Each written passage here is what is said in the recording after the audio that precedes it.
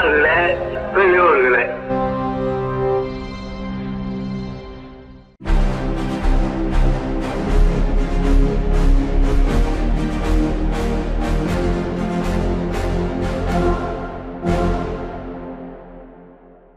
அனைவருக்கும் வணக்கம். இன்றைய விடுதலை பார்வைக்கு அன்போடு வரவேற்கிறோம். சுயமரியாதை, பகுத்தறிவு, சமூக நீதி ஆகிய கருத்துக்களுடன் வெளிவரும் உலகின் ஒரே பகுத்தறிவு நாளேடான விடுதலை இன்று வெளிவந்திருக்கிறது. இன்றைய விடுதலையில் பல்வேறு செய்திகள் இடம்பெடுத்திருக்கின்றன.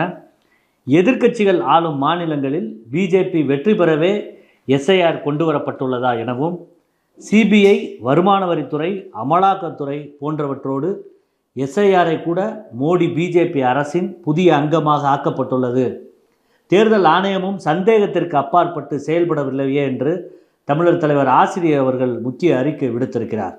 அந்த அறிக்கை ரொம்ப அனைவரும் அவசியம் படிக்க வேண்டிய விரிவான அறிக்கை. அதில் ஒரு 3 செய்தியை ரொம்ப முக்கியமாக சுட்டிக்காட்டார். குறிப்பாக மக்களவையில் பேசிய காங்கிரஸ் நாடாளுமன்ற உறுப்பினரும் மூத்த வழக்கறிஞருமான மணிஷ் திவாரி அவர்கள் சொன்ன ஒரு கருத்து, அதாவது அரசியலமைப்பு சட்டத்திலோ அல்லது மக்கள் பிரதிநிதித்துவ சட்டங்களிலோ இல்லாத வாக்காளர் சிறப்பு திருத்தத்திற்கு எந்த ஏற்பாடுகளும் அதில் இல்லை, அது நிறுத்தப்பட வேண்டும் அப்படின்னு அவர் சொல்லியிருக்கார். அதை சுட்டி காட்டி எதுக்காக அப்படின்னு இந்த கேள்வி எழுப்பியிருக்கார். நாடாளுமன்றத்தில் எதிர்க்கட்சி தலைவர் ராகுல் காந்தி அவர்கள் 3 முக்கியமான கேள்வி எழுப்பியிருக்கார்.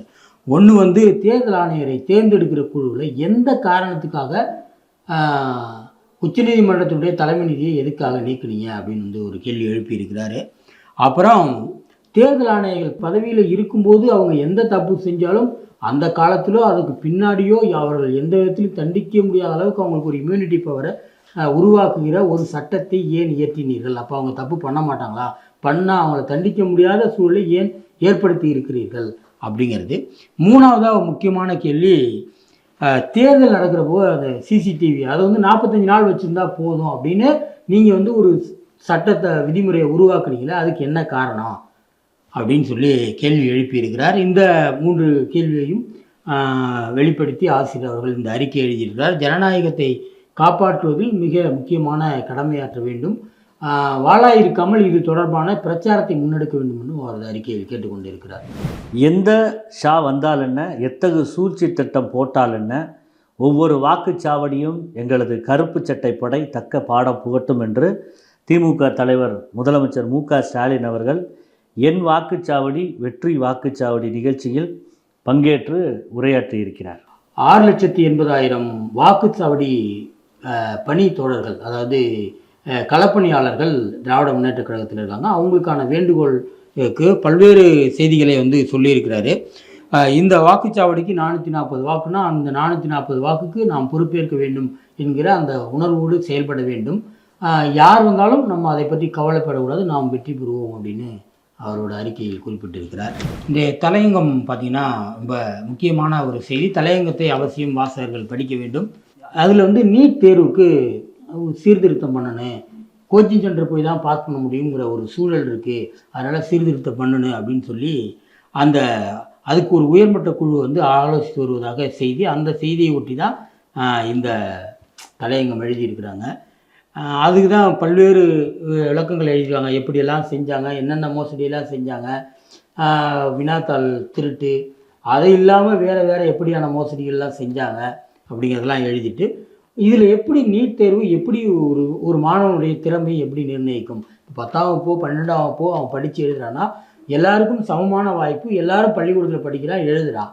ஆனால் போய் நீட் தேர்வு பயிற்சி மையத்தில் தான் படித்து எழுத முடியும்னா அது எளிய மக்களுக்கு மருத்துவ கல்வியை மறுக்கின்ற முறையாகாதா அப்படிங்கிற அந்த கேள்வியை எழுப்பி இன்றைக்கி அந்த தலையங்கம் எழுதியிருக்கிறார்கள். இந்த சீர்திருத்தமெல்லாம் பயன்படாது, அதனால் நீங்கள் நீட் தேர்வை ரத்து செய்யுங்க அப்படிங்கிற நம்முடைய குரலை எழுதியிருக்கிறார்.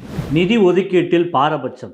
கடந்த 10 ஆண்டுகளில் தமிழ்நாட்டை எண்ணற்ற புயல்கள் தாக்கியதால் ஏற்பட்ட மழை, வெள்ளம் உள்ளிட்டவற்றால் மனித உயிர் சேதம், பொருட்சேதம், கால்நடைகள் உயிர் சேதம், பயிர் சேதம் உள்ளிட்ட கடுமையான பாதிப்புகள் ஏற்பட்டன.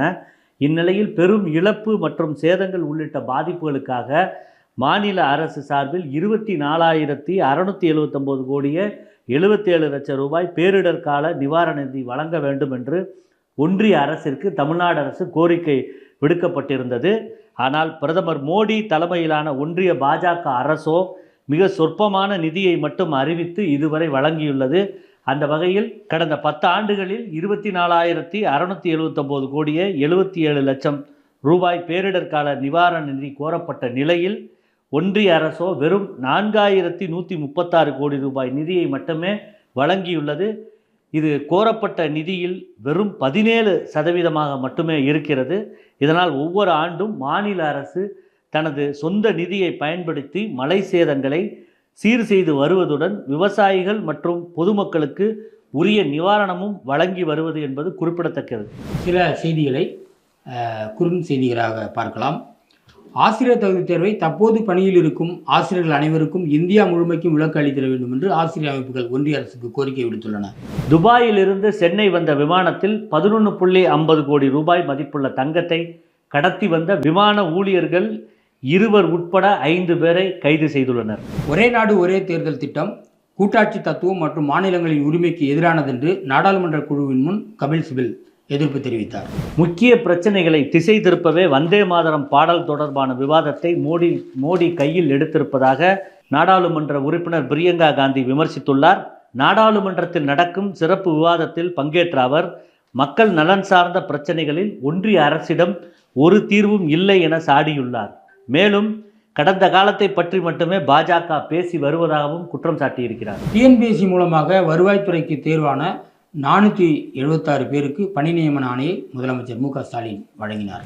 வெறுப்பு அரசியலால் ஜனநாயகத்தின் கோட்டையான இந்தியாவின் தெற்கு பகுதியை ஒருபோதும் பலவீனப்படுத்த அனுமதிக்க கூடாது என்று மூத்த பத்திரிகையாளர் இந்து என் ராம் வலியுறுத்தியுள்ளார். அரசு உயர்நிலை மற்றும் மேல்நிலைப் பள்ளிகளில் தொழில் பயிற்சி மையங்கள் அமைப்பதற்கான தகுதியுள்ள பள்ளிகளின் விவரங்களை பள்ளிக்கல்வித்துறை கோரியுள்ளது. கோயிலிலும் ராசி இல்லாதது உண்டா? அந்தோ பரிதாபம். இனி திருமணம் செய்ய வேண்டாம் என்று ஒரு கோயிலில் திடீர் அறிவிப்பு வெளியிடப்பட்டுள்ளது. நீதிபதி GR சுவாமிநாதனுக்கு இந்து முஸ்லிம் பிரச்சனை என்றால் லட்டு சாப்பிடுவது போல் இருக்கிறது. நீதிபதி GR சுவாமிநாதன் RSS இயக்கை சேர்ந்தவர் என மேனாள் உயர்நீதிமன்ற நீதிபதி ஹரிபரந்தாமன் விமர்சித்துள்ளார். திருப்பதி ஏழுமலையான் கோயிலில் பட்டு சால்வை விநியோகத்தில் பல கோடி ரூபாய் மோசடி செய்யப்பட்டுள்ளதாக திருப்பதி தேவஸ்தானம் குற்றம் சாட்டியுள்ளது. பொறுப்பு டிஜிபி மருத்துவ விடுப்பில் இருப்பதால் பொறுப்பு டிஜிபியாக அபய்குமார் சிங் நியமனம் செய்யப்பட்டுள்ளார். இதுபோன்ற இன்னும் ஏராளமான செய்திகள், சிந்தனையை தூண்டும் சில முக்கிய கட்டுரைகள் இன்றைய விடுதலையில் இடம்பெற்றுள்ளன. அனைத்தையும் வாசகர்கள் ஊன்றி படிக்குமாறு அன்போடு கேட்டுக்கொள்கிறோம். இதுபோன்ற செய்தி உரையாடல்கள், முக்கிய பொதுக்கூட்ட மாநாட்டு உரைகள், கருத்தரங்க உரைகள், திரைப்படங்கள், ஆவணப்படங்கள், குறும்படங்கள், முக்கிய நேர்காணல்கள், குழந்தைகள் நிகழ்ச்சிகள் என்று ஏராளமான காணொலிகள் தொடர்ச்சியாக பெரியார் விஷன் OTTயில் ஒளிபரப்பாகின்றன. அவற்றை காண பெரியார் விஷன் OTT செயலியை பதிவிறக்கம் செய்து சந்தா செலுத்துமாறு கேட்டுக்கொள்கிறோம். நன்றி, வணக்கம்.